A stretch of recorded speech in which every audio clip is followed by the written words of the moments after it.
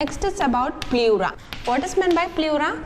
It is the layers which protects the lungs, and there are two layers for pleura. One is the parietal pleura and the visceral pleura, and which has got a small gap between the parietal pleura and visceral pleura, which is referred to as pleural space.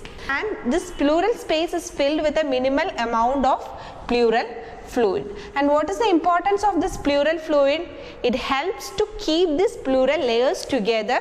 It acts as a lubricant, helps in the sliding movement between these layers, and also it helps in the proper expansion of the lungs.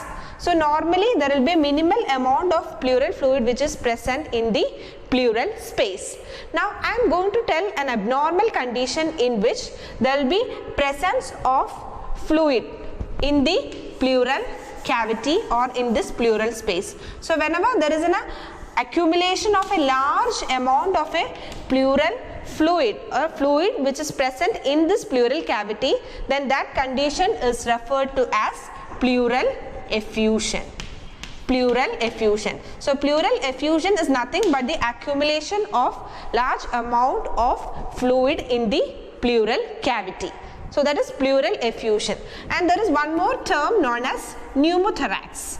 So what is meant by pneumothorax? What is the word meaning of pneumo? Pneumo means air. So the presence of air in the pleural cavity. So whenever there is an injury to the chest wall or injury to the pleura, there will be presence of air in the pleural cavity, and that is referred to as pneumothorax.